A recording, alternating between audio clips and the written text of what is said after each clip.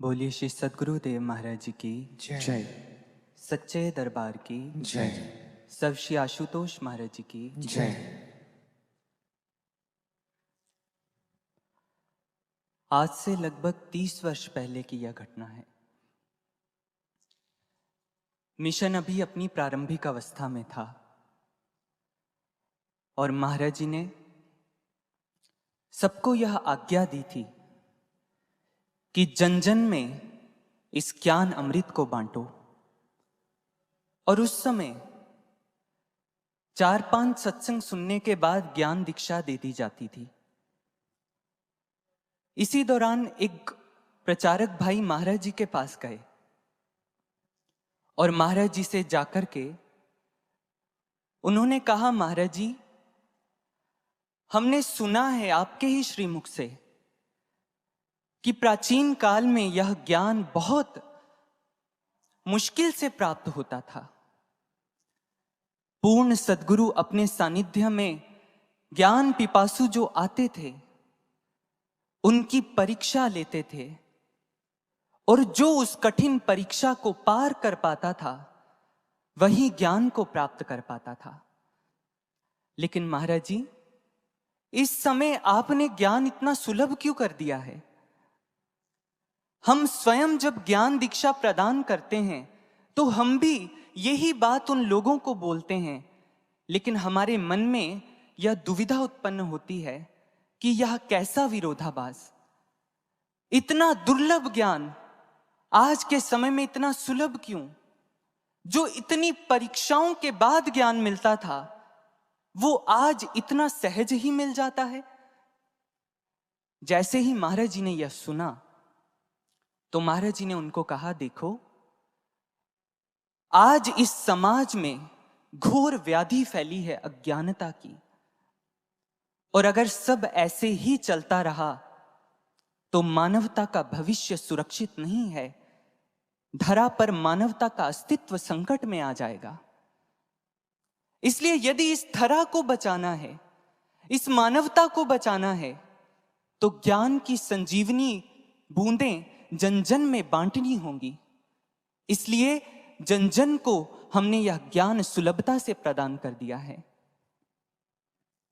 जैसे ही गुरु भाई ने यह बात सुनी, वो अभी अपना अगला प्रश्न रखने ही वाले थे कि महाराज जी एकदम से बोले, लेकिन हमने ज्ञान की कीमत को कम नहीं किया है, भले ही हमने ज्ञान को सुलभ किया है। ज्ञान की कीमत वही रही है, परंतु हमने एक छोटा सा संशोधन इसमें कर दिया है। प्राचीन काल में ब्रह्म ज्ञान देने से पहले गुरु परीक्षा लेते थे और अब ज्ञान देने के बाद हम परीक्षा लेंगे। परीक्षा तो होगी ही होगी, सबकी होगी। गुरु प्रिय साधकों, यह बात महाराज जी ने केवल उन गुरु भाई को नहीं बोली थी, यह बात महाराज जी ने अपने सभी साधकों को समय समय पर समझाई है, प्रत्यक्ष और अप्रत्यक्ष रूप से। हम इतने वर्षों से इस भक्ति पथ पर चल रहे हैं, महाराज जी के इस ज्ञान पथ पर अग्रसर हो रहे हैं, लेकिन इतना दूर निकल आने के बाद शायद हमसे कुछ सूत्र छूट गए हैं, कुछ संदेश छूट गए हैं जो महाराज जी हमें बताना चाहते थे। आए आज पुनः हम सभी एकाग्र होकर के उसी सफर के प्रारंभिक बिंदु पर चलते हैं जहां से इस भक्ति पथ की शुरुआत हमने की थी, और एक एक घटना को, एक एक क्रिया पर पुनर्मंथन करते हैं, और जो सूत्र हम पीछे छोड़ आए हैं उन सूत्रों को पुनः से सहेजते हैं। महाराज जी ने 80 के दशक में ज्ञान का प्रचार आरंभ किया।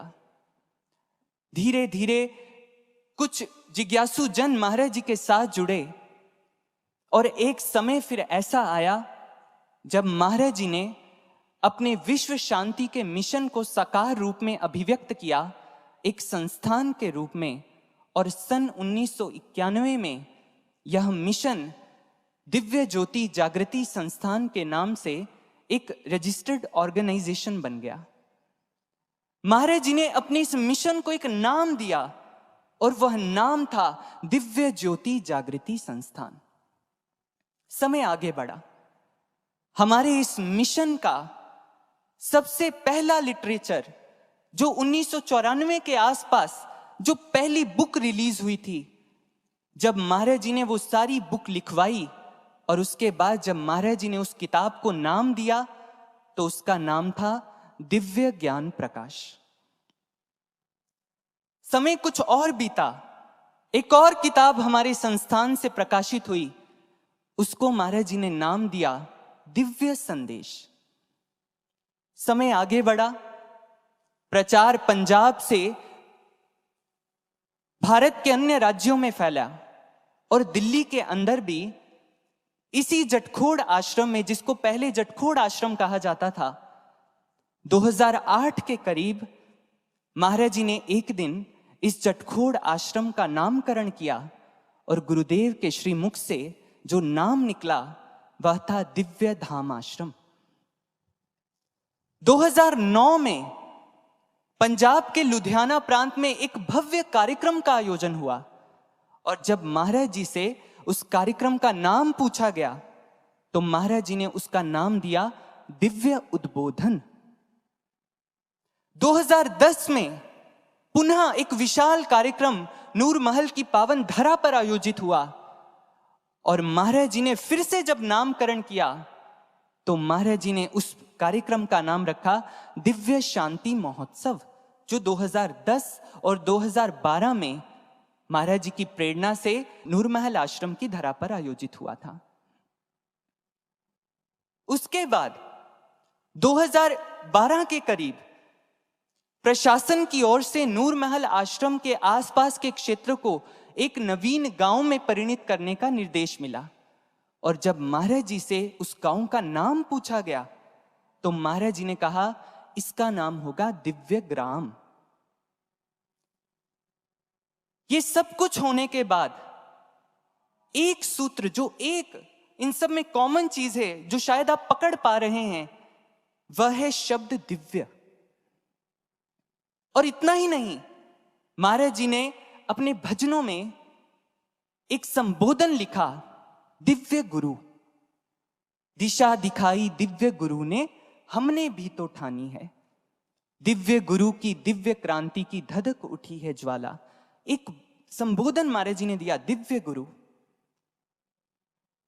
अब सोचने वाली बात क्या है सज्जनों, जो सूत्र हम छोड़ आए इन सारी घटनाक्रम के पीछे, वो यह था कि महाराज जी ने इन 30 वर्षों में 1984 से लेकर 2014 तक महाराज जी ने पग पग पर हमको एक संदेश दिया, देखो मेरा मिशन दिव्य है, इस मिशन के पुरोधा दिव्य हैं, इस मिशन में होने वाला हर कार्यक्रम दिव्य है, इस मिशन का लिटरेचर दिव्य है, सब कुछ दिव्य है।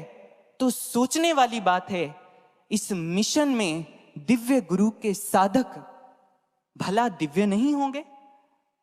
क्या उनके शिष्य दिव्य नहीं होंगे? निसंदेह वो दिव्य ही होंगे और दिव्य ही होने चाहिए। लेकिन ये दिव्यता किन शिष्यों के भीतर आती है? ऐसे दिव्य मिशन के लिए, ऐसे दिव्य गुरु के दिव्य शिष्यों का चुनाव गुरु स्वयं करते हैं, उन्हें परीक्षा काल में डालकर। एक समय ऐसा आता है, ज्ञान तो गुरु सबको देते हैं, लेकिन जब चयन की बारी आती है, जिसमें से उन्होंने अपने दिव्य शिष्यों का चयन करना होता है, तब एक काल आता है हर शिष्य के जीवन में, परीक्षा काल। और यह बात महाराज जी ने हमें फिर से इतने घटनाक्रम के बाद भी जब हम नहीं समझे, तो 2010 से 2014 तक महाराज जी ने अपनी रचनाओं के माध्यम से हमें इसी परीक्षा काल का बार बार संकेत दिया। तूफान आ रहे हैं तेवर बदल बदल कर, कुटिल चाल कलिकाल चल रहा, युग की गति पहचानो। कुचले जाओगे आशुतोष वे तांडव में दीवानों, रात हो कितनी भयंकर वायु का विकराल हो स्तर। इन सभी पंक्तियों में महाराज जी ने भावी परीक्षा काल की एक झलक हम सबको प्रदान की, सिर्फ यह बताने के लिए कि देखो ऐसा काल अवश्य आएगा जब तुम सबको एक भयंकर, एक घोर भयावह कालखंड में से होकर गुजरना पड़ेगा, जिसमें से तुम सबका चयन होगा। और जब महाराज जी समाधि में चले गए और इतना सब कुछ होने के बाद भी जब हमारे हाथ से ये सूत्र छूटा, हम नहीं समझ पाए कि महाराज जी हमें क्या बताना चाहते हैं, तो 2017 में महाराज जी ने पुनः एक अनुभव के माध्यम से हम सबको इसी भावी परीक्षा काल की एक झलक दिखाई। और वो झलक क्या थी, आए हम सब मिलकर के श्रवण करते हैं। अभी तो बवंडर उठेंगे भयंकर, पथ में पड़ेंगे अभी शूल कंकर, घटाओं का गर्जन विकल मन करेगा, सघनतम बढ़ेगा न कुछ दिख पड़ेगा, विकट आंधियां दृष्टि धूमिल करेंगी, भ्रमित बुद्धि होगी न धीरज धरेगी, न धीरज धरेगी। देखा आपने सज्जनों, कैसे भयावह काल की एक झलक महाराज जी ने हम सबको दिखाई है। अक्सर जब यह पंक्तियां एक बुद्धिजीवी साधक, एक तथाकथित बुद्धिजीवी साधक सुनते हैं, तो वो यह सोचते हैं कि हमें शायद डराने का प्रयास किया जा रहा है। और ऐसे साधक अपनी उसी छिछली बुद्धि के माध्यम से गुरु के इन वचनों की समीक्षा करते हैं और यह कह देते हैं डरने की कोई बात नहीं है, सब ठीक है, कुछ नहीं होगा। और इतना ही नहीं, स्वयं तो सोचते ही हैं, अपने संग में आने वाले अन्य साधकों को भी ये कहते हैं कुछ नहीं होगा, सब ठीक है। बात केवल यहां तक नहीं थमती, अपनी इसी छिछली बुद्धि के दम पर वो ये दावा तक कर देते हैं कि हम तो अंत तक साथ चलेंगे महाराज जी के, हमारा विश्वास तो दृढ़ है, आप चिंता मत कीजिए, हम तो अंत तक चलेंगे साथ। जो साधक ऐसा सोचते हैं वो सावधान हो जाएं, बिल्कुल सावधान हो जाएं। क्यों? क्योंकि जिस बुद्धि के दम पर हम ये मोटा मोटा सा अंदाजा लगाकर एक दावा कर रहे हैं, महाराज जी ने अपने इस भजन में इन पंक्तियों में स्पष्ट लिखा है, भ्रमित बुद्धि होगी ना धीरज धरेगी। जब वह परीक्षा काल आरंभ होगा तब आपकी यह बुद्धि भ्रमित हो जाएगी, आपकी यह बुद्धि भ्रमित होकर के आपके ही पथ में कांटे पैदा कर देगी, आपको ही पथ से भ्रमित कर देगी। और केवल मात्र इतना नहीं, महाराज जी ने इन 30 सालों में हमें बार बार ये संकेत दिया अप्रत्यक्ष रूप से कि कैसे भ्रमित हुई बुद्धि साधक का विनाश कर देती है। कैसे संकेत दिया महाराज जी ने? हम सभी ने जब से इस मिशन से जुड़े हैं, हमने अक्सर श्री राम कथाएं, श्रीमद् भागवत कथाएं और श्री शिव कथाओं का रसपान किया होगा दिव्य ज्योति जागृति संस्थान के मंचों से। लेकिन महाराज जी ने इन कथाओं के माध्यम से भी जो साधकों के लिए सूत्र छिपे थे वो बार बार हमारे सामने लाने के प्रयास किए, जो हमसे फिर छूट गए। बात करते हैं शिव कथा और श्री राम कथा की। आप सब ने सती विमोहन प्रसंग अवश्य सुना होगा, आज फिर से सुनते हैं एक बार, लेकिन अब दृष्टिकोण थोड़ा सा भिन्न रखेंगे। सती ने भगवान शिव की अर्धांगिनी है, उनकी वामांगी है। सती ने शिव के साथ भगवान श्री राम को नरलीला करते हुए देखा जैसे ही शिव ने देखा तो शिव ने झट से कहा, जय जय सच्चिदानंद जग पावन। सती ने जब यह सुना तो सती ने कहा, प्रभु यह तो साधारण जीव है जो अपनी पत्नी की खोज में दर दर भटक रहा है, आपने इनकी जय जयकार क्यों की? भगवान शिव ने बहुत प्रयास कर सती को समझाया, सती ये जीव नहीं है, ये तो जीवों के स्वामी श्री हरि हैं जो नरलीला कर रहे हैं। अब सोचिए, सती भगवान शिव की पत्नी है, शिव का संग कर रही हैं और स्वयं शिव अपने श्रीमुख से इस बात पर मोहर लगा रहे हैं कि ये भगवान ही हैं, लेकिन सती फिर भी एक ही बात पर अड़ जाती है, प्रभु मैं विश्वास नहीं कर सकती। क्यों? क्योंकि सती दक्ष की पुत्री है, दक्षायनी है, दक्ष के संस्कार सती में है, बुद्धि का प्रयोग कर रही है। भगवान ने कहा, जाओ परीक्षा लेकर के आओ।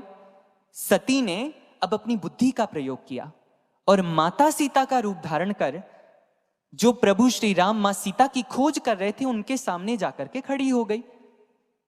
बुद्धि का प्रयोग किया और जैसे ही खड़ी हुई, भगवान ने झट से अपनी भगवत्ता का परिचय दिया और कहा, मां आप अकेली यहां क्यों घूम रही हैं? वृषकेतु भगवान शिव कहां हैं? सती ने जैसे ही यह सुना, उसी समय सती भ्रमित हो जाती है, अरे यह क्या हो गया? अब देखिए, बुद्धि से परीक्षा लेने चली है और फिर उसी बुद्धि का प्रयोग कर जब भगवान उसकी परीक्षा में पास हुए तो सती अपनी उसी बुद्धि के द्वारा, फिर से भ्रमित हुई बुद्धि के द्वारा शिव को जाकर असत्य कहती है, प्रभु मैंने तो परीक्षा ली ही नहीं, मैं तो उन्हें प्रणाम किया और आपकी तरह उनका वंदन करके मैं वापस लौट आई हूं। अब उसकी भ्रमित बुद्धि का देखिए परिणाम क्या हुआ। सती भगवान शिव से दूर हो गई, भगवान शिव का वियोग उसे सहना पड़ा, आत्मदहन हुआ सती का और सती एक जन्म भगवान से पुनः दूर चली गई। यह हमने सबने सुना है प्रसंग। दूसरा प्रसंग सुनिए श्रीमद् भागवत महापुराण का। श्रीमद् भागवत महापुराण में एक प्रसंग आता है, ब्रह्मा जी ने भगवान श्री कृष्ण को बाल लीलाएं करते हुए देखा और उस समय जैसे ही प्रभु को बाल लीलाएं कर रहे थे, प्रभु जूठा भोजन खा रहे हैं अपने ग्वाल बालों के साथ, तो ब्रह्मा जी की बुद्धि भ्रमित होती है और ब्रह्मा जी अपनी बुद्धि लगाते हैं और सोचते हैं ये कैसे भगवान हो सकते हैं, ये तो जूठा खा रहे हैं। अब हैरानी की बात देखिए, ये वही ब्रह्मा जी हैं जिन्होंने प्रभु के सामने प्रार्थना की थी कि प्रभु धरती पर आप जन्म लीजिए, आप अवतार लीजिए, और उनको पता है कि कृष्ण रूप में भगवान ही अवतरित हुए हैं, लेकिन यहां भी बुद्धि आई तो भगवान की लीला देखकर ब्रह्मा जी भ्रमित हो गए और ग्वाल बालों और गौओं का हरण कर ब्रह्मलोक में ले गए। और फिर आगे की कथा क्या है हम सभी जानते हैं। ब्रह्मा जी की बुद्धि भ्रमित हुई, भगवान ने उनकी परीक्षा में भगवान फिर से पास हुए, लेकिन ब्रह्मा जी उनको कष्ट का भागी बनना पड़ा। तीसरी घटना रामचरितमानस की, राम कथा की। गरुड़ ने भगवान श्री राम को देखा नागपाश में बंधे हुए। अब गरुड़ कौन है? देखिए, गरुड़ हैं भगवान के वाहन, भगवान का संग करते हैं। जैसे ही देखा नागपाश से तो मुक्त कर दिया, लेकिन स्वयं बुद्धि लड़ाई तो संशय पाश में आ गए। और जैसे ही संशय पाश में आए और यह सोचा कि यह राम भगवान कैसे हो सकते हैं जो खुद ही बंधन में पड़ा है, भला वह दूसरों के भव बंधन कैसे काटेगा। गरुड़ भी बुद्धि जब लड़ाई, गरुड़ भी भ्रमित हो गए।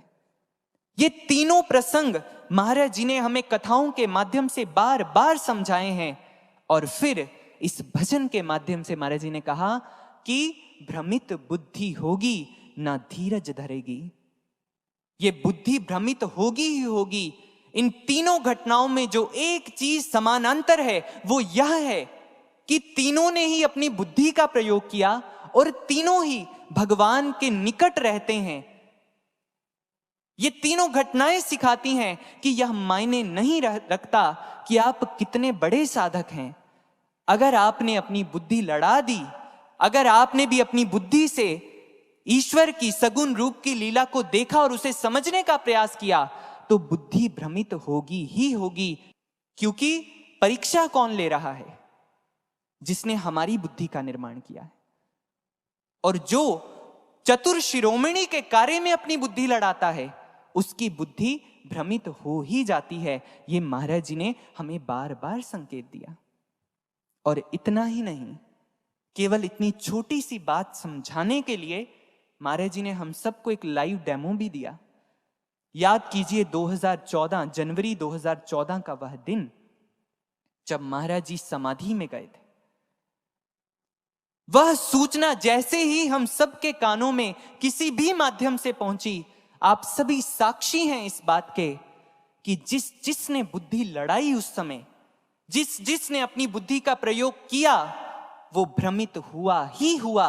और आज वो इस मिशन से, महाराज जी के इस पथ से कोसों दूर चले गए हैं। महाराज जी के इस पथ को छोड़ चुके हैं। और ये बात कहते हैं कि जब महाराज जी आएंगे तब हम भी आ जाएंगे। ये है भ्रमित बुद्धि जो करती है। ये जो बुद्धि है हमारी, ये कैसी है? आपने आइसबर्ग देखा होगा जो समंदर के अंदर होते हैं। ये देखने में बड़े छोटे से लगते हैं ऊपर से, लेकिन अंदर तक गहरे, इतने गहरे बैठे होते हैं कि टाइटैनिक जैसा जहाज भी जो बना था ना डूबने के लिए, वो भी जहाज जब इस छोटे से दिखने वाले आइसबर्ग से टकराया तो उसका नामो निशान खत्म हो गया, डूब गया, वो नष्ट भ्रष्ट हो गया। ऐसे ही ये बुद्धि होती है। जब भी साधक बुद्धि का प्रयोग करता है तो ये छोटी सी दिखने वाली बुद्धि विशाल से विशाल साधकता को खंड खंड कर देती है, जहां ना साधना बचती है, ना भावना बचती है और ना उपासना बचती है। ऐसी स्थिति में किया क्या जाए? ऐसी स्थिति में क्या करे साधक? जब भी कोई ऐसा दृश्य सामने आए, जब ऐसा परीक्षा काल आएगा जो महाराज जी ने वर्णित किया है कि ऐसे बवंडर उठेंगे जो तुम्हारी बुद्धि को भी भ्रमित करेंगे, ऐसी स्थिति में क्या करें? महाराज जी ने केवल मात्र इनका जिक्र ही नहीं किया, इससे बचने का एक मार्ग भी हमें सुझाया है। और वो मार्ग क्या है? आए महाराज जी के ही शब्दों में श्रवण करते हैं। वो आंधी, वो तूफान है मेरी ही रचना, ओ नादान संशय निशाचर से बचना। वो गर्जन, वो सर्जन है लीला का सब अंग, न बुद्धि लगाना, तू जुड़ना मेरे संग, तभी आंधी तूफान न पल भर टिकेंगे। जो श्रद्धा मिटाए वो संशय मिटेंगे, वो संशय मिटेंगे। एक बार एक गुरु भाई, उन्होंने ज्ञान प्राप्त किया और बहुत अच्छे से महाराज जी के इस पथ पर चल रहे थे। अच्छे से साधना करते, सेवा करते, सुमिरन करते, और कुछ ही समय में उनके अंदर समर्पित होने की भावना ने जन्म लिया कि मैं महाराज जी के मिशन में समर्पित हो जाऊंगा। महाराज जी के पास आए और अपनी यह इच्छा व्यक्त की। महाराज जी ने जैसे ही यह सुना, महाराज जी ने कहा अभी नहीं, अभी थोड़ी और सेवा करो। वो भाई चले गए, महाराज जी की आज्ञा अनुसार सेवा कर रहे थे। तो इस सेवा के दौरान एक घटना घटित हुई उनके साथ। वो घटना क्या थी कि सेवा के दौरान उन्होंने दो गुरु भाइयों को देखा और किसी कारणवश उन दो गुरु भाइयों के मध्य मनमुटाव हुआ और कहा सुनी हो गई। ये दृश्य वो व्यक्ति, वो भाई देख रहे थे, और जैसे ही उन्होंने इस दृश्य को देखा, उसी समय बुद्धि ने अपनी एक कुचाल चली। उनकी बुद्धि ने उन्हें प्रेरित किया, अरे यहां पर चलने वाले लोग, इस पथ पर चलने वाले लोगों के मन में तो शांति ही नहीं है, फिर क्या फायदा इस पथ पर चलने का? इससे अच्छा तो हम घर पे बैठ के अपने काम करें। और यह विचार आया नहीं कि उन्होंने साधना छोड़ दी, सेवा छोड़ दी और मिशन से कट करके बैठ गए। इन्हीं दिनों जिस ब्रांच के वो भाई थे, उस ब्रांच के प्रचारक महाराज जी के पास आए और महाराज जी ने एकदम से उस भाई के बारे में पूछा, अच्छा वो कैसा है? उन भाइयों ने, प्रचारक भाइयों ने महाराज जी को वो सारी घटना सुना दी। महाराज जी ऐसे ऐसे हो गया। महाराज जी ने जैसे ही ये सुना, महाराज जी एकदम से गंभीर हो गए और फिर गंभीर होकर के महाराज जी ने एक बात कही सामने बैठे प्रचारक भाइयों को। महाराज जी ने कहा, ये जो तुम सब मेरे आसपास देखते हो, इस मिशन में जो भी तुम घटनाएं घटती देखते हो, ये सब मेरी माया है। इसमें सत्य कुछ भी नहीं है। ये सब तुम्हारे परीक्षण के लिए मैंने रखी हुई हैं। ये यूं, महाराज जी ने कहा, मैं यूं चुटकी बजा करके ये सब समेट लूंगा। इसलिए इसमें भ्रमित नहीं होना है, गुरु के साथ जुड़ करके रहना है। ये सूत्र है साधकों हम सब के लिए। हम सबकी यही कमजोरी है। ये आंधी, ये तूफान है मेरी ही रचना, ओ नादान संशय निशाचर से बचना। महाराज जी ने कहा, ये मेरे द्वारा ही रचे गए हैं, ये मैंने ही रचा है तुम सबके निरीक्षण व परीक्षण के लिए। माया का अर्थ समझते हैं क्या होता है? मां का अर्थ होता है जो नहीं है, और या का अर्थ होता है जो है। जो नहीं है फिर भी जो भासित होता है वो माया होती है। और सबसे बड़ी बात कि महाराज जी के इस मिशन में घटने वाली हर घटना जो दिखती है वो होती नहीं है। ध्यान दे साधकों, ध्यान दे इन शब्दों पर। इस मिशन में घटने वाली हर घटना जो दिखती है वो होती नहीं है, लेकिन विडंबना यह है हमारी बुद्धि जो सामने दिख रहा है उसे देखती है, जो होता है उसे नहीं देख पाती। और क्योंकि यह बुद्धि उसे देखती है इसलिए यह भ्रमित हो जाती है, उस माया को समझ नहीं पाती। महाभारत काल में जब महाभारत का युद्ध समाप्त हुआ, भगवान कृष्ण युधिष्ठिर का राज्य अभिषेक करने के लिए हस्तिनापुर पहुंचे, तो गांधारी जो अपने 100 पुत्रों की मृत्यु से इतनी व्यथित थी, जैसे ही उसने वासुदेव कृष्ण को देखा, उसी समय भगवान कृष्ण को श्राप दे देती हैं कि हे वासुदेव, जैसे तुमने मेरे कुरुवंश का नाश किया है ऐसे तुम्हारे यदुकुल का नाश होगा। भाई भाई आपस में कट करके मरेंगे। जैसे तुमने मेरे बच्चों को मरवाया है, तुम भी अपने कुल का नाश होते हुए देखोगे और स्वयं एक निरीह पशु की भांति एकांत में जाकर के तुम अपनी देह का त्याग करोगे। गांधारी ने भगवान कृष्ण को श्राप दिया।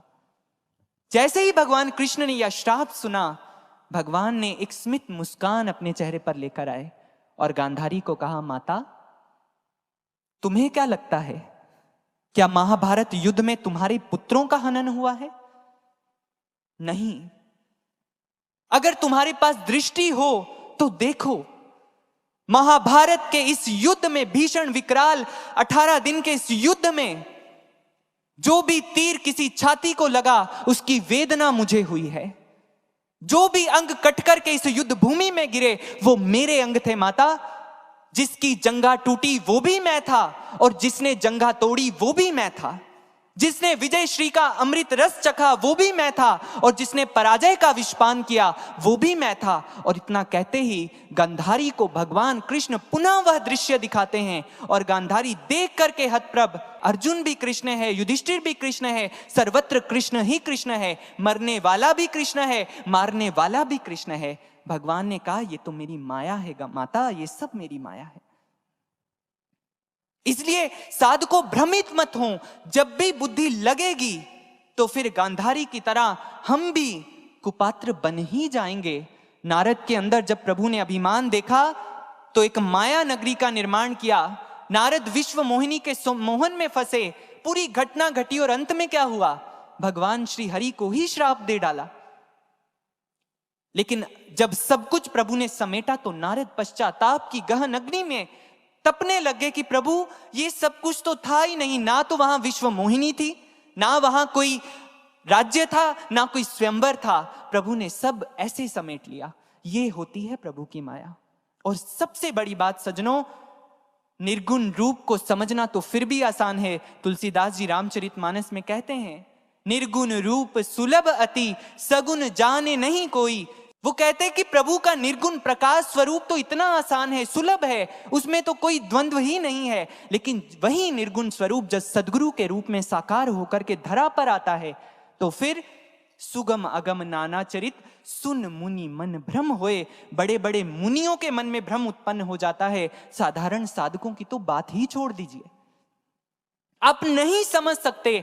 इसलिए महाराज जी ने हमें प्रत्यक्ष सटीक सरल शब्दों में सीधी सीधी चेतावनी दे दी है, ना बुद्धि लगाना तू जुड़ना मेरे संग, ये गर्जन ये सर्जन है लीला का सब अंग। ये सब मेरी लीला है, इसमें सत्य कुछ भी नहीं है, ये सब मेरा एक खेल है। तूने क्या करना है, तूने बस मेरे साथ जुड़ जाना है। और जो जुड़ जाता है सज्जनों, उसकी बुद्धि अपने आप ही कोई भी कुतर्क नहीं करती। क्यों? क्योंकि वो पर्दे के पीछे, वो मंच पर घट रही घटनाओं को नहीं देखता, वो पर्दे के पीछे जिसने स्क्रिप्ट लिखी है वो उसके साथ जुड़ा हुआ है। उसे पता है मंच पर खेलने वाला हर पात्र, मंच पर खेला जाने वाला हर सीन, आने वाला हर सीन, ये सत्य नहीं है, ये सब एक खेल है। और इसका सबसे प्रत्यक्ष, सबसे उम्दा उदाहरण है श्री रामचरितमानस का माता सीता की अग्नि परीक्षा का प्रसंग। मर्यादा पुरुषोत्तम श्री राम के जीवन का यह पक्ष तथा कथित बुद्धिजीवियों के द्वारा आक्षेप बाणों से हताहत है। हर कोई व्यक्ति भगवान श्री राम के इस कार्य के कारण उन्हें कटघरे में लाकर के खड़ा कर देता है। क्यों किया प्रभु ने ऐसा? क्यों माता सीता की अग्नि परीक्षा ली? क्या उन्हें माता सीता की पवित्रता पर कोई संशय था? ये वो लोग कहते हैं जिन्होंने अपनी इस घटना में बुद्धि को लगाया। लेकिन कमाल की बात जानते हैं क्या है?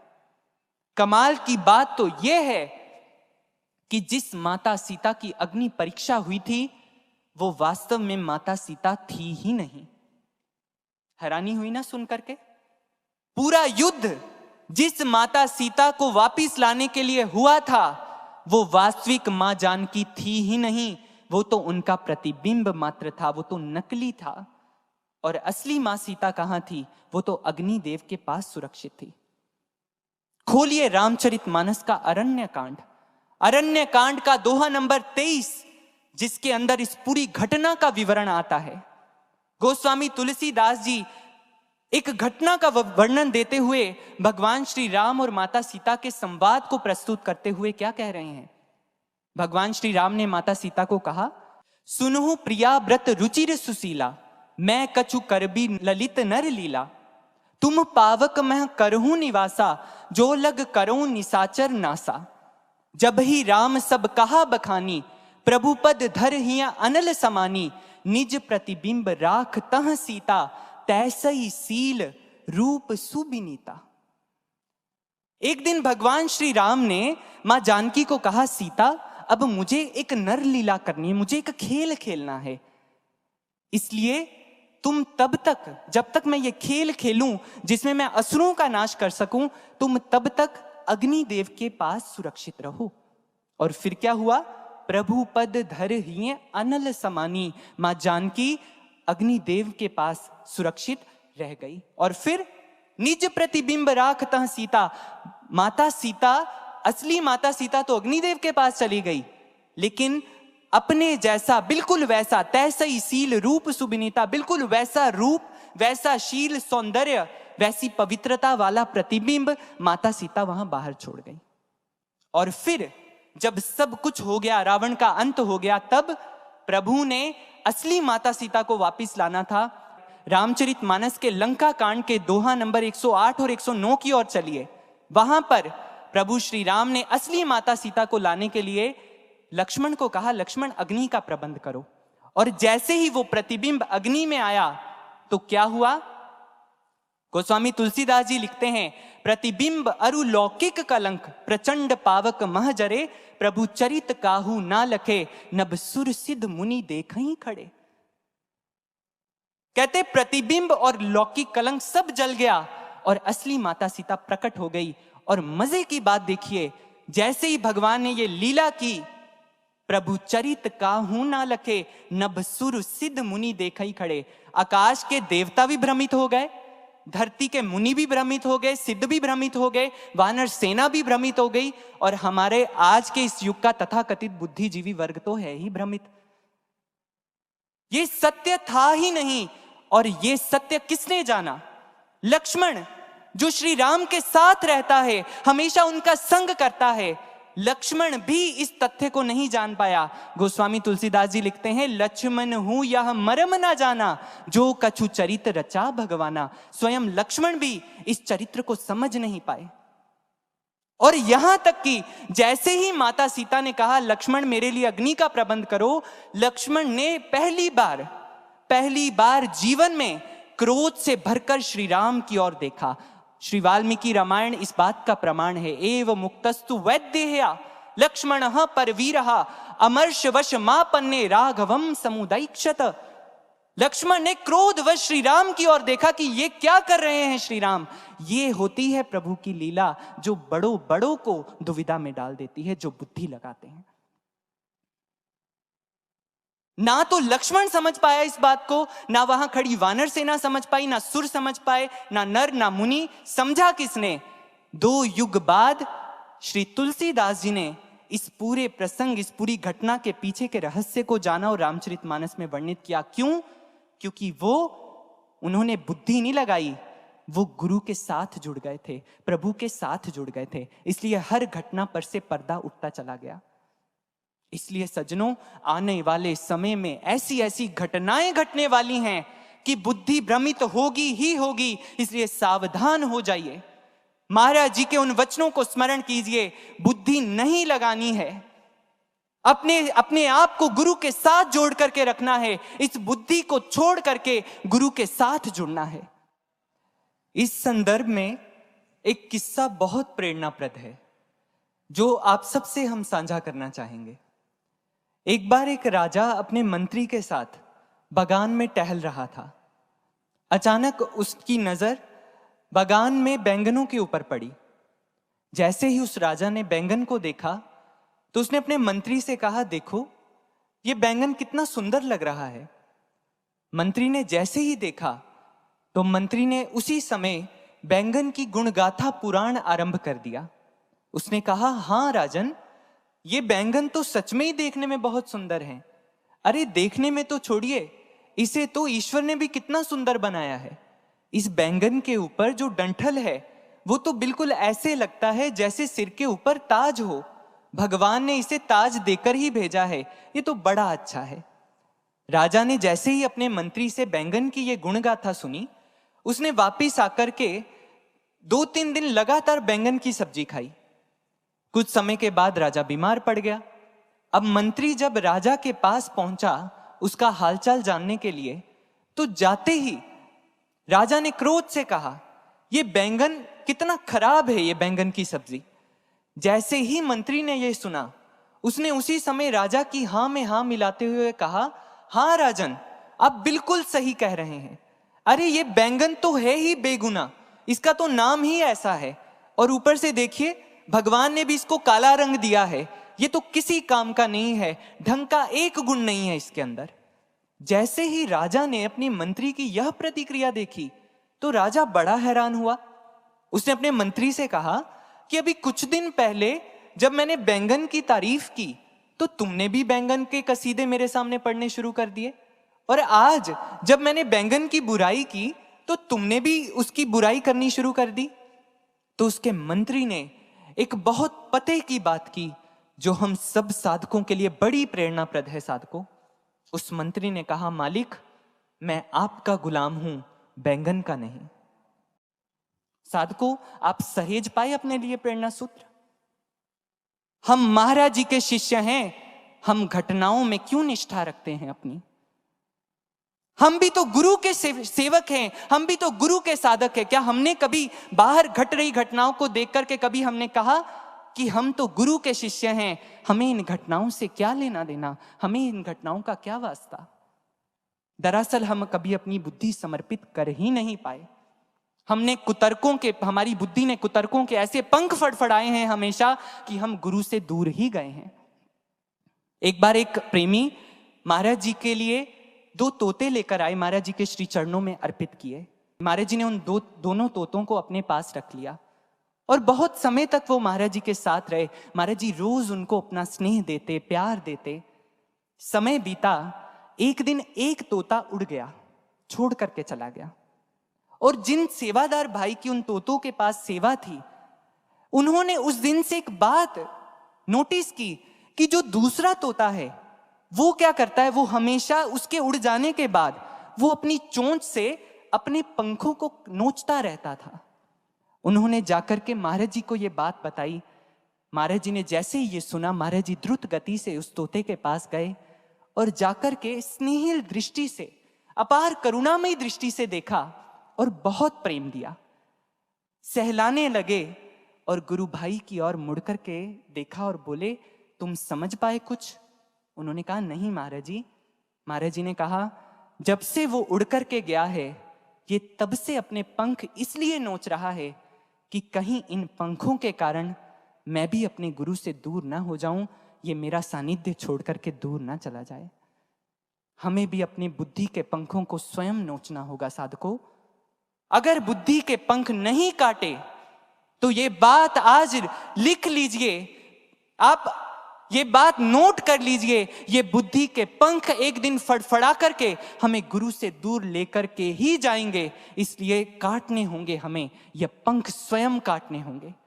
इन पंखों पर कैंची चलानी होगी ताकि ये कभी भी बुद्धि सामने घटने वाली घटनाओं को देख करके अपने कुतर्कों के पंख ना फड़फड़ाए। लेकिन कैसे होगा ये सब? कैसे हम अपनी बुद्धि के इन कुतर्कों के पंखों को काट सकेंगे? कैसे हम जो सामने दिख रहा है उसे ना देखकर जो उसके पीछे रहस्य छिपा है उसे देख पाएंगे? कैसे हम बुद्धि को छोड़ करके गुरु के साथ नाता स्थापित कर पाएंगे? कैसे हम भी घटनाओं में नहीं, गुरु के प्रति अपनी निष्ठा रखेंगे? आए इसी का उत्तर जानते हैं महाराज जी के ही शब्दों में। एक एक शब्द को ध्यान पूर्वक श्रवण कीजिए। महाराज जी ने एक बड़ा सटीक समाधान हम सबको दिया है और यह भी बताया है कि जो ऐसा नहीं करेगा उनकी बुद्धि कैसे उनका विनाश का कारण बनेगी। आए महाराज जी की इन पंक्तियों से श्रवण करते हैं। मिट्टी में खाक होंगे तरुवर अनंत गिर कर, वट वृक्ष अंधड़ों में किंतु हिले न पल भर। निष्ठा टूट कर दे वो साधना करे हम, लालच में फंस न जाए हर क्षण सजग रहे हम। फिर भोर में कहीं हम अफसोस ना जताए, फिर भोर में कहीं हम अफसोस ना जताए। संक्रांति का समय है पग संभल कर बढ़ाए, संक्रांति का समय है पग संभल कर बढ़ाए। क्या सुन पाए वो संदेश जो महाराज जी हम सबको देना चाहते हैं? कैसे अपनी निष्ठा अटूट करनी है? निष्ठा अटूट कर लें जो साधना करें हम। एक बार रानी इंदुमती जो कबीर जी की शिष्या थी, कबीर के पास पहुंची और जाकर के बोली, हे गुरुदेव, आप वास्तव में हैं कौन? मैं आपको समझना चाहती हूं, मैं आपको जानना चाहती हूं। जब मैं आपको बाहरी दृष्टि से देखती हूं तो मैं अक्सर भ्रमित हो जाती हूं, बताइए मैं क्या करूं? कबीर ने बुलंद स्वर में कहा, रानी इंदुमती, अगर मुझे समझना है तो जाओ अपने महलों में और जाकर गहन साधना करो, घोर साधना में रत हो जाओ। इतनी साधना करो, इतनी साधना करो कि तुम्हारा प्रश्न का उत्तर स्वयं तुम्हारे पास चल करके आ जाए। रानी इंदुमती ने अपने सदगुरु के वचनों को शिरोधार्य किया, अपने राजमहलों में लौटी और एक साधना का अभियान आरंभ किया। साधना प्रगाढ़ होती गई, प्रगाढ़ से प्रगाढ़तम होती गई और एक दिन रानी इंदुमती ने अपने घट में एक अनुभव देखा। वो अनुभव क्या था? उसने देखा कि एक विशाल स्वर्ण जड़ित सिंहासन है और उस सिंहासन पर स्वयं कबीर आरूढ़ हैं और उनके सामने समस्त देवी देवता खड़े हैं आरती का थाल लेकर के और उनका वंदन कर रहे हैं, उनकी आरती उतार रहे हैं। जैसे ही रानी इंदुमती ने यह देखा, रानी इंदुमती झट से साधना से उठी और भागी गई कबीर जी के चरणों में जाकर दंडवत लेट गई और कहने लगी कि कबीर, आप तो साक्षात ईश्वर स्वरूप हैं, आप तो साक्षात ब्रह्म हैं, मैंने जान लिया गुरुदेव। कबीर मुस्कुराने लग गए। उसी समय रानी इंदुमती ने कहा, गुरुदेव, लेकिन मेरे मन में एक दुविधा है। अगर आप उस दिन ही मुझे यह कह देते जब मैंने प्रश्न किया था कि रानी मैं ही ब्रह्म हूं, मैं ही ईश्वर हूं, तो मैं तब भी मान लेती। कबीर ने एक बड़े पते की बात कही। उन्होंने कहा, इंदुमती, मैं उस दिन अगर कह भी देता तो तू मान तो लेती, पर तू जान नहीं पाती। अब तेरा अनुभव बन गया है ये, अब तुझे मानने की आवश्यकता नहीं है, क्योंकि तू जान गई है मैं कौन हूं। इसलिए साधकों, हमें भी इस भक्ति पथ पर चलते हुए जब परीक्षाओं का काल आए तो अपनी बुद्धि कतई नहीं लगानी है। अगर बुद्धि नहीं लगानी तो क्या करना है? गुरु महाराज जी के साथ जुड़ना है, महाराज जी के साथ जुड़ करके ही रहना है। लेकिन महाराज जी के साथ कैसे जुड़ें? महाराज जी के साथ कैसे निष्ठा अटूट हो पाएगी? इसके लिए जरूरत है हमें भी गहन ध्यान साधना में उतरने की। और आज के इस समय में अधिकतर साधक, हम में से अधिकतर साधक गहन ध्यान साधना में लीन हो रहे हैं, साधना का सतत अभ्यास कर रहे हैं। इसमें कोई दो राय नहीं है, इसमें कोई संशय नहीं है। लेकिन फिर भी यह प्रश्न उठना स्वाभाविक है कि निरंतर ध्यान साधना करते हुए भी हम महाराज जी से क्यों नहीं जुड़ पा रहे हैं? क्यों हम महाराज जी से एक संबंध स्थापित नहीं कर पा रहे हैं? क्योंकि सज्जनों, हमें इस पथ पर चलते हुए ज्ञान साधना तो करनी ही है, लेकिन साथ साथ प्रेम साधना भी करनी है। प्रेम साधना का भी आश्रय लेना है। सिर्फ ज्ञान साधना करेंगे तो हम रूखे सूखे पत्ते बन जाएंगे। आपने कभी देखा है जब आंधी चलती है तो पेड़ से सबसे पहले पत्ते कौन से गिरते हैं? जो बिल्कुल रूखे सूखे हों, जिनका संपर्क पेड़ के जीवनदायिनी रस से टूट चुका हो। और जो पत्ते हरे भरे होते हैं, निरंतर वृक्ष से पोषण प्राप्त करते हैं, वो कभी भी नहीं झड़ते। ऐसे ही साधकों, सिर्फ ज्ञान साधना हमारे भीतर इतना रूखापन पैदा कर देगी अगर उसमें प्रेम की स्निग्धता नहीं भरी। हमें अपने भीतर प्रेम का रस सहेजना ही होगा। हमें महाराज जी के लिए प्रेम साधना करनी ही होगी। इसीलिए तो महाराज जी ने इन्हीं पंक्तियों में कहा, मिट्टी में खाक होंगे तरुवर अनंत गिरकर, वट वृक्ष आंधियों में किंतु हिले न पल भर। समझिए, इन पंक्तियों में एक गूढ़ रहस्य छिपा है। तरुवर तो गिर जाएंगे, लेकिन वट वृक्ष नहीं गिरेगा। वट वृक्ष भी तो एक तरुवर ही है, एक वृक्ष ही तो है। लेकिन वट वृक्ष की खासियत होती है। आपने अगर वट वृक्ष बरगद का पेड़ देखा हो तो आपने देखा होगा कि उसकी जड़ें शाखाओं में से निकलती हैं। नीचे तो होती हैं धरती के अंदर, शाखाओं से भी जड़ें इतनी लटकती हैं कि वो धरती में ही समाहित हो जाती हैं। और ऐसे प्रतीत होता है जैसे वट वृक्ष कई स्तंभों पर खड़ा हो। मतलब जहां साधारण तरुवर केवल मात्र जड़ों पर ही आश्रित होते हैं, वट वृक्ष जड़ों के अतिरिक्त जो आसपास की शाखाएं हैं, जो धरती में समाहित हो गई हैं, उनका भी आश्रय लेता है। और यही कारण है कि कैसा भी अंधड़ तूफान क्यों ना हो, साधारण वृक्ष तो उसी समय चरमरा करके गिर जाएंगे, लेकिन वट वृक्ष अडिग खड़ा रहता है। यही सूत्र हम सबको अपनाना है साधकों।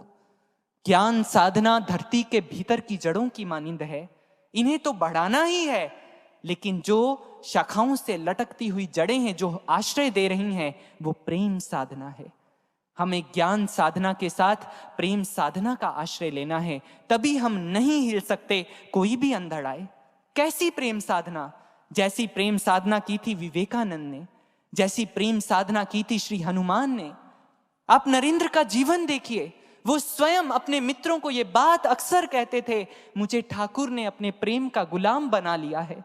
और ये सभी जानते हैं कई कई दिन ठाकुर उनकी तरफ देखते तक नहीं थे, लेकिन फिर भी नरेंद्र अक्सर गुरु के सानिध्य में जाया करते। और एक दिन ठाकुर ने कहा, तू क्यों आता है रे, मैं तो तेरी तरफ देखता भी नहीं हूं। नरेंद्र ने कहा, क्योंकि ठाकुर मैं आपसे प्रेम करता हूं, मैं आपसे प्रेम करता हूं और वो प्रेम मुझे मजबूर कर देता है आपके पास आने के लिए। फिर मुझे इस बात का कोई फर्क नहीं पड़ता कि आप मुझे देख रहे हैं या नहीं देख रहे।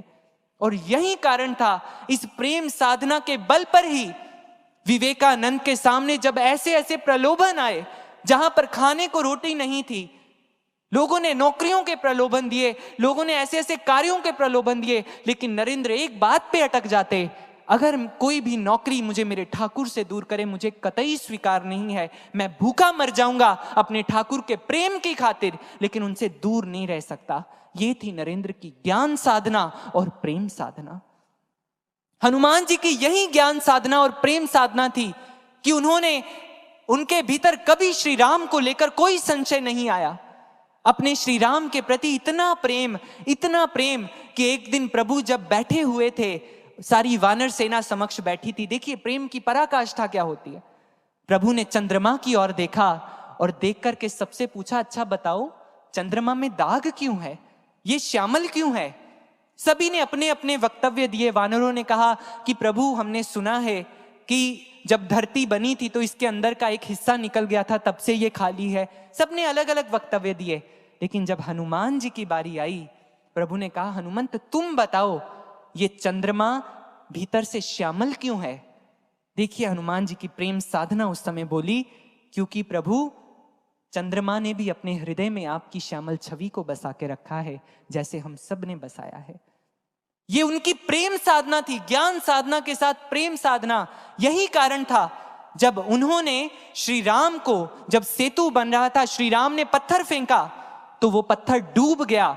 हमारे जैसा कोई साधारण ज्ञानी साधक होता, सिर्फ ज्ञान साधना अगर यह दृश्य देखती तो ज्ञान साधना तर्क उठाती कि श्री राम के हाथ से फेंके गए पत्थर क्यों नहीं तैरे। लेकिन हनुमान जो ज्ञान साधना के साथ प्रेम साधना का आश्रय लेते हैं, उनकी प्रेम साधना ने झट से प्रभु को कहा, प्रभु जिसको आपने छोड़ दिया वो तो डूबेगा ही डूबेगा। ये है साधकों प्रेम साधना, जो कोई भी परिस्थिति आए अपने सदगुरु पर संशय नहीं करती है। ये है प्रेम साधना। हमको भी ऐसी प्रेम साधना करनी है। आप कहेंगे हम तो प्रेम करते हैं महाराज जी से, हम भी तो प्रेम साधना कर रहे हैं, लेकिन सज्जनों आप जानते हैं, हम जब भी कोई भी चीज गुरु को अर्पित करते हैं तो वो शुचिता से भरी होती है। हम शुचि रखते हैं, उस चीज को जूठन नहीं दे अर्पित करते प्रभु को, बिल्कुल शुद्ध विशुद्ध चीजें अर्पित करते हैं।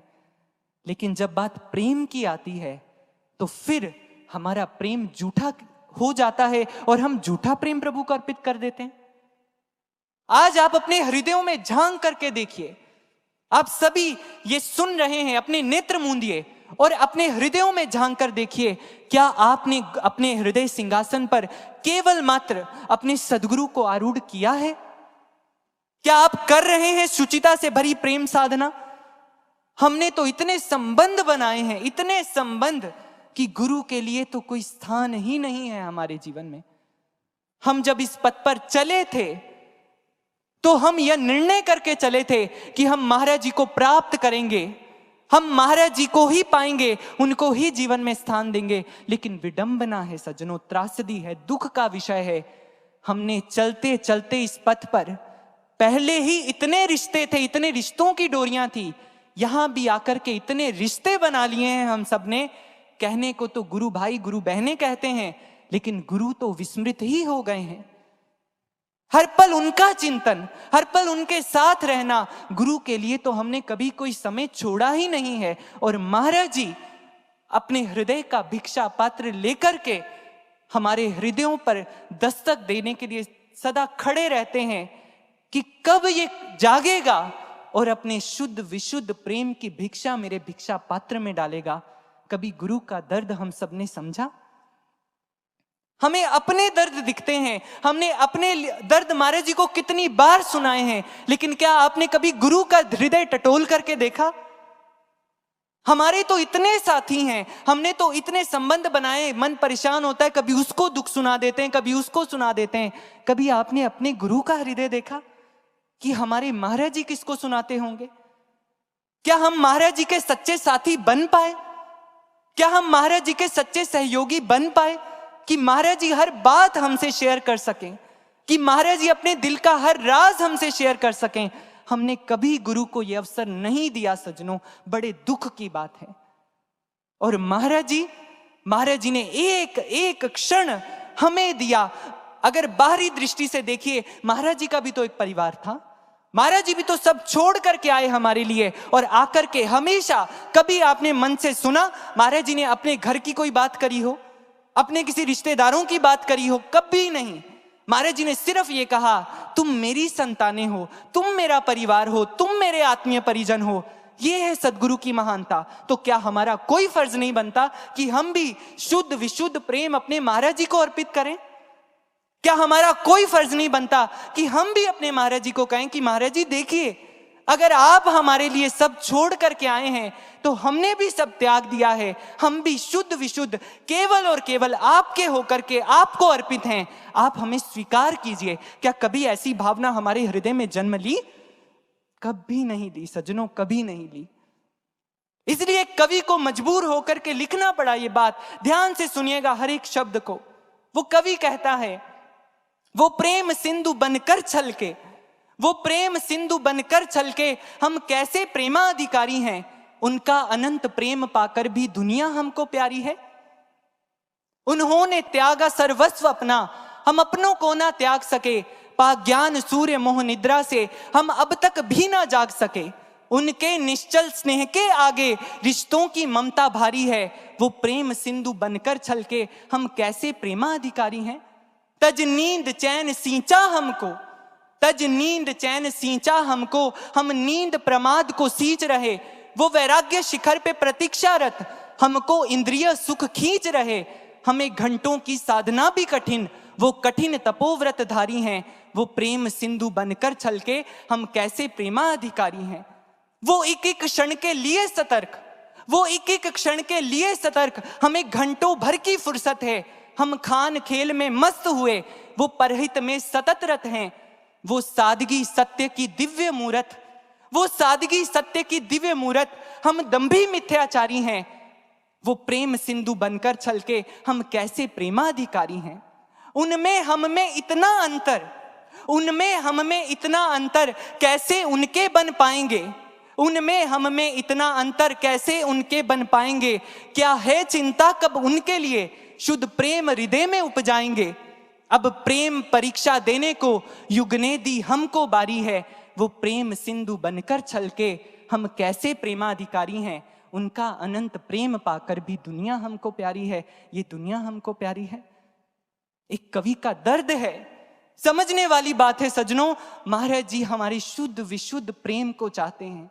ऐसी प्रेम साधना जो अनन्य हो, जहां अन्य कोई ना हो, केवल हम हो और हमारे श्री गुरुदेव हों। ऐसी प्रेम साधना और ज्ञान साधना का सम्मिश्रण साधक कभी भी भक्ति पथ से नहीं डोल सकता, ये निश्चित है। वो कैसे भी प्रलोभन आए, वो कभी भी लोभ में नहीं फंस सकता। क्यों? क्योंकि वो अपने महाराज जी से प्रेम करता है।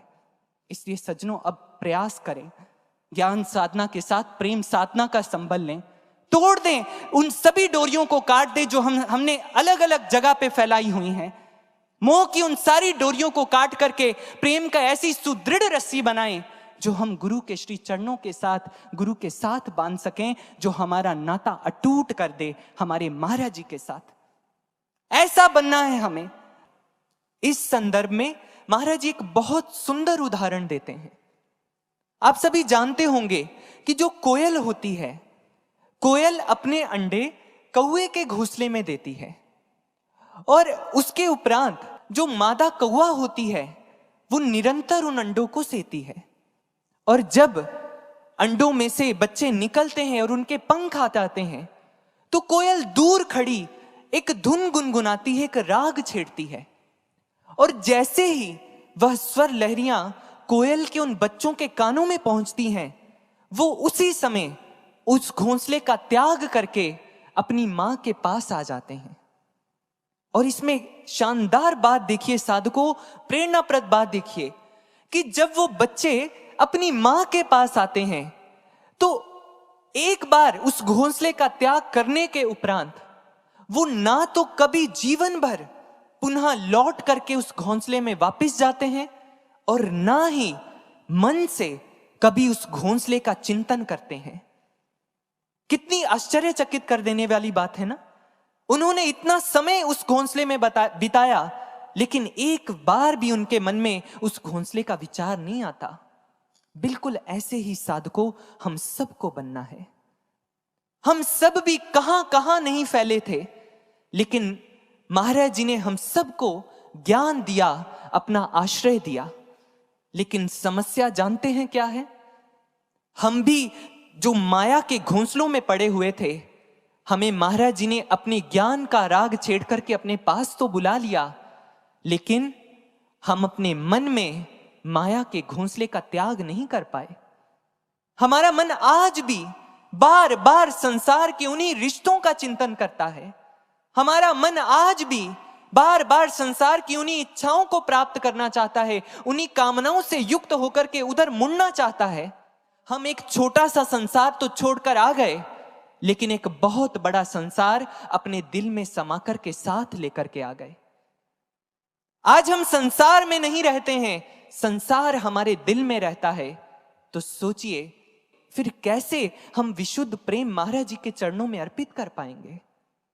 जब तक संसार की मिलावट रहेगी, जब तक मोह के, ममता के रिश्तों की मिलावट रहेगी उस भावों के अंदर, जब तक माया की मिलावट रहेगी, कामनाओं की मिलावट रहेगी, ऐसी भावनाएं कभी सद्गुरु के चरणों में अर्पित करने योग्य हो ही नहीं सकती। इसलिए हमें अपने मन को मोड़ना होगा, अपने मन को प्रेम साधना में लगाना होगा। लेकिन कैसे होगा ये सब? कैसे हम अपने मन को मोड़ करके महाराज जी के साथ जुड़ सकते हैं? कैसे ज्ञान साधना के साथ प्रेम साधना का आश्रय ले सकते हैं?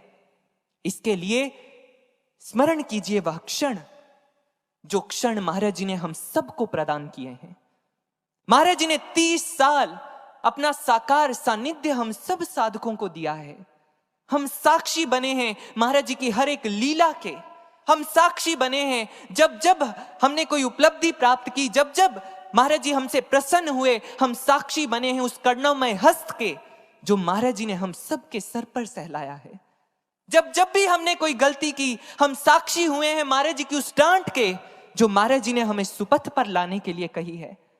जब जब भी महाराज जी हमसे रीझे हैं, हम साक्षी बने हैं उस प्रसाद लीला के जो महाराज जी ने कभी किसी से भेदभाव नहीं करके सब पर एक साथ एक समान भाव से प्रसाद लुटाया है। जब जब हम परेशान हुए हैं, हम महाराज जी के पास गए हैं और महाराज जी ने झट से हमारी उस समस्या का समाधान किया है। हर एक क्षण को, उस सानिध्य के क्षणों को याद कीजिए सज्जनों, वही सानिध्य के क्षण हमें महाराज जी से जोड़ सकते हैं। महाराज जी कहीं बाहर नहीं है, मैं अंदर हूं तेरे बाहर नहीं हूं, वो तो अंदर बैठे हैं। लेकिन उन जो महाराज जी का वह स्वरूप जो अंदर है, उससे जुड़ने के लिए जो बाहर हमने क्षण बिताए हैं, उनका सहारा लीजिए। जब भी कभी समय मिले तो अपनी उन्हीं स्मृतियों की पोटली को खोलिए और उन दिव्य स्मृतियों में खो जाइए। जब भी चल फिर रहे हों तो क्यों हम कोई सहारा ढूंढते अपने साथ चलने के लिए? अकेले चलें और महाराज जी के साथ मन ही मन बातें करते चलें। हम जब दुखी होते हैं क्यों दूसरे का कंधा ढूंढते हैं जिस पर सर रख करके हम रो सकें? महाराज जी के स्वरूप के सामने जाइए, वहां जाकर के अपनी एक एक भावना को अभिव्यक्त कीजिए। यकीन मानिए सज्जनों, महाराज जी झट से प्रतिक्रिया देते हैं। महाराज जी आपके हर प्रश्न का जवाब स्वरूप में से देंगे। लेकिन अब हमें यह सब करना पड़ेगा। संसार को त्याग के मन ही मन महाराज जी से ऐसी प्रेम की धुन, महाराज जी से ऐसा प्रेम का संबंध बनाना पड़ेगा कि जो प्रेम हमें गुरु से सतत जोड़े रखेगा। और ऐसा प्रेम जब साधक का हो जाता है तो फिर कोई भी परीक्षा आए, साधक कभी नहीं डोलता सज्जनों, साधक कभी नहीं डोलता। इतिहास साक्षी है।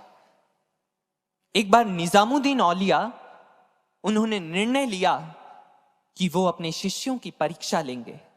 एक दिन दिल्ली की गलियों में, दिल्ली के बाजारों में घूमते हुए औलिया एकदम से उन्होंने रुख किया एक वैश्या के कोठे की ओर। सभी शिष्य संग थे। औलिया उस वैश्या के कोठे में अंदर चले गए, कोठे के अंदर चले गए और अपने सभी शिष्यों को आज्ञा दी, मेरे बाहर लौटने तक की प्रतीक्षा करना। औलिया भीतर चले गए। वैश्या ने जैसे ही देखा कि साक्षात औलिया आज मेरी चौखट पर आए हैं, तो वैश्या चरणों में गिर गई और कहने लगी, हे स्वामी, अब आप मुझे भी कुछ समय के लिए अपना सानिध्य प्रदान कीजिए। मुझ अधमा को भी कुछ ऐसे विचार दीजिए ताकि मेरा भी इस जन्म में कल्याण हो सके। औलिया ने भी निर्णय ले लिया था कि वैश्या का कल्याण तो करना ही है, लेकिन साथ ही साथ अपने शिष्यों की परिपक्वता को भी जांचना है। औलिया भीतर हैं, शिष्य बाहर हैं। समय बीत रहा है। जैसे जैसे दिन व्यतीत हो रहा है, सभी साधकों के मन में थोड़ा थोड़ा संशय जन्म ले रहा है कि आज हमारे गुरुदेव यहां क्यों आ गए। उन्होंने तो सदा हमें यह शिक्षा दी है कि वासनाओं से बचो, व्यसनों से बचो। आज गुरुदेव खुद ही, लेकिन फिर से सद्विचारों से उन विचारों को दबाने का प्रयास किया। मन में द्वंद्व शुरू हो रहा है। समय व्यतीत होता गया। धीरे धीरे दिन ढला, सांझ पड़ गई, लेकिन औलिया बाहर नहीं आए। रात आरंभ हो गई। साधकों का विश्वास डोलने लग गया।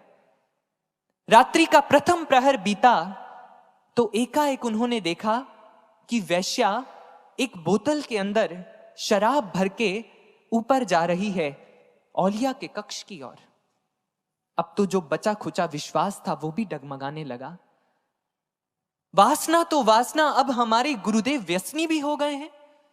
जिस मदिरा से दूर रहने की उन्होंने सदा हमें शिक्षा दी, आज स्वयं उसका पान कर रहे हैं। साधकों का मन डोलने लग गया। प्रथम प्रहर बीता, कुछ साधक पीछे से खिसक लिए। दूसरा प्रहर आरंभ हुआ, औलिया अब भी लौट करके नहीं आए। कुछ और साधक खिसक लिए। तीसरा प्रहर बीता और जब तक रात्रि का चौथा प्रहर बीता, तब तक सभी ब्रह्मज्ञानी साधक औलिया को छोड़ करके जा चुके थे। और जैसे ही भोर हुई, भोर की प्रथम किरण के साथ औलिया ने अपना पग बाहर रखा। और जानते हैं वहां कौन बैठा था? केवल एक शिष्य, अमीर खुसरो। जैसे ही औलिया ने खुसरो को देखा और खुसरो को देख करके एकदम से बोले, अरे खुसरो, बाकी कहां गए? खुसरो ने कहा, औलिया वो तो चले गए। गुरुदेव ने कहा, अच्छा खुसरो, तो फिर तू क्यों नहीं गया? खुसरो ने एक मर्म की बात कही। उसी समय भाव विभोर होते हुए बोला, औलिया, वो जो गए हैं वो तो शायद प्रेम सरोवर के किनारे पर खड़े होंगे। मैं तो प्रेम के दरिया में डूब चुका हूं। मुझे तो कुछ दिखाई ही नहीं पड़ा। दिखाई दिए तो सिर्फ आप ही आप दिखाई दिए। मैं कैसे छोड़ करके जाता आपको? औलिया ने झट से खुसरो को अपने गले से लगा लिया। साधकों, हम सब के लिए भी यही प्रेरणा है। कल को जब महाराज जी आए लौट करके और महाराज जी हमसे पूछें कि तुम क्यों नहीं गए, तो हम भी यही कहें, महाराज जी, आपके प्रेम के दरिया में हम इतना डूब चुके थे कि हमें आसपास कुछ दिखाई ही नहीं दिया। हमें केवल और केवल आप ही दिखाई दिए। ना कोई रिश्ता दिखाई दिया, ना ममता दिखाई दी, केवल आपका ही दर दिखाई दिया। हम आपको छोड़ करके कहां जाते महाराज जी, कहां जाते? बोलिए श्री सद्गुरु देव महाराज जी की जय, सच्चे दरबार की जय, सब श्री आशुतोष महाराज जी की जय।